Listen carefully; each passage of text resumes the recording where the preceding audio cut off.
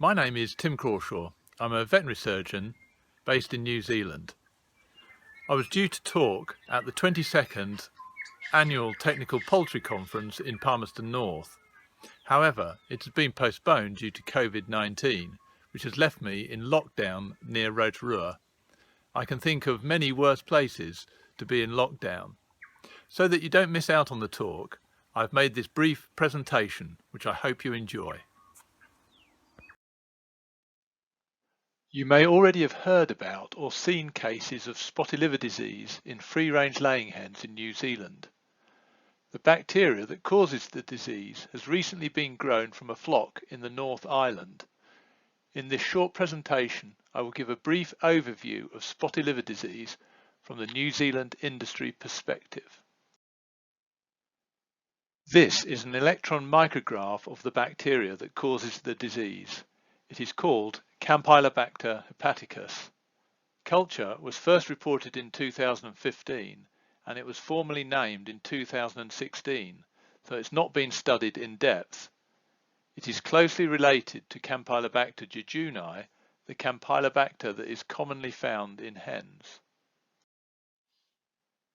The key features of spotty liver disease are an increase in mortality and a fall in egg production. Some outbreaks can be mild. In some, the effects on production are more severe. The disease is most often seen as outbreaks in free-range laying hens. It usually affects a flock around peak lay, and it is seasonal, with most outbreaks in the late summer or autumn. Spotty liver disease is seen around the world, and with the increase in laying hens that are kept free-range, there has been an increase in incidence. Mortality in a flock is variable, but typically there is around 10% mortality over a period of 6 weeks. After the initial peak, there may be ongoing increased mortality in the flock. This figure illustrates the mortality in a flock of 8,000 free-range layers in the UK. Mortality peaked at week 27, with nearly 2% of the flock dying. The fall in egg production occurs at the same time as the mortality, and frequently there is only a partial recovery of production. Here, the egg production of an affected house is shown in red, and a standard curve for a free-range flock in blue. The drop in egg production can be 10 to 15% over the life of a flock. So what can you expect to see? Most affected birds die suddenly. They are in lay and in good body condition. On post-mortem examination, you see 1 to 2 millimeter pale lesions throughout the liver. This is an example from an outbreak in New Zealand. There are other diseases in hens that can give similar lesions in the liver, and spotty liver needs to be differentiated from them. This is the liver from a case in the UK with more extensive lesions. The history of the flock and characteristic lesions can suggest spotty liver disease, but confirming the diagnosis is difficult as Campylobacter hepaticus is very difficult to grow. To grow Campylobacter hepaticus in the laboratory, you need to take samples from hens very soon after they've died. The samples must be transported to the laboratory straight away and cultured under specific conditions. Even then, it is slow growing and might take 5 to 7 days to grow. This picture is the bacteria growing on blood agar culture medium. If there are any contaminating bacteria from sampling, it is easily overgrown, making isolation impossible. Molecular tests for Campylobacter hepaticus have been developed, which can help with diagnosis, but they are not currently commercially available. This map shows the global occurrence of spotty liver disease. Countries where spotty liver disease has been reported are shown in yellow. Those where spotty liver disease has been reported and Campylobacter hepaticus has been isolated are shown in red. New Zealand can now be added to the UK, the USA and Australia as only the 4th country to report the isolation of Campylobacter hepaticus.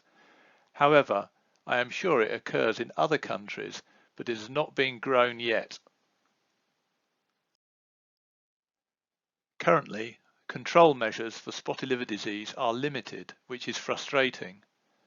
Early treatment with in-water antibiotics for a week is reasonably effective at limiting the initial spike of mortality, but there is some evidence that Campylobacter hepaticus is developing resistance to antibiotics and that they are becoming less effective. For prevention, dietary additives such as organic acids or probiotics have been tried, but without a great deal of success.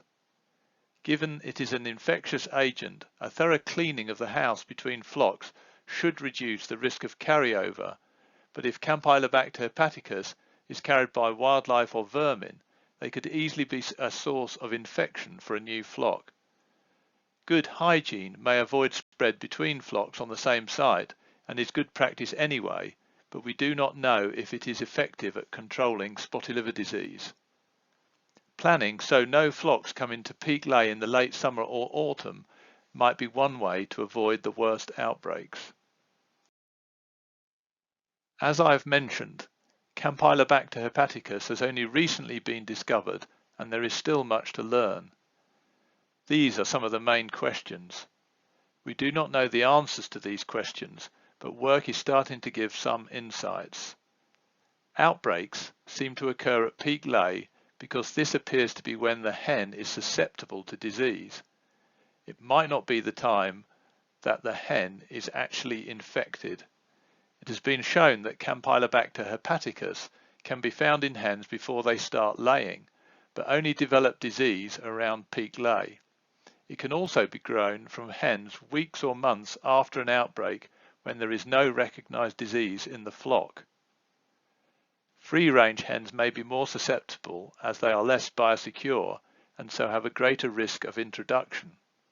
Or it may be that free-range flocks have a greater risk of feco-oral transmission. There are no real pointers as to why the disease is seasonal. In breeder flocks, one interesting observation is that cockerels are rarely, if ever, affected.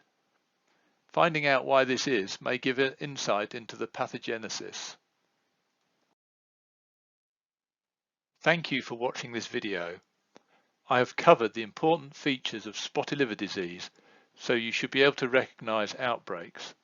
Spotty liver disease has been present in free-range laying hens in New Zealand for some time, but the bacteria that causes the disease has only recently been confirmed. There is still much work to do. We have little idea of the incidence of spotty liver disease in New Zealand. I have proposed a survey of free-range flocks to provide more information and hopefully make some more isolates, but have not been able to get any funding so far. So if you are aware of any potential funding sources, please let me know. I'm also happy to answer any questions or give advice to any researchers who are interested in working with Campylobacter hepaticus. You can contact me on my spotty liver email address, spottyliver@outlook.co.nz. I am very grateful for the input of the colleagues I have worked with in New Zealand, the UK and Australia.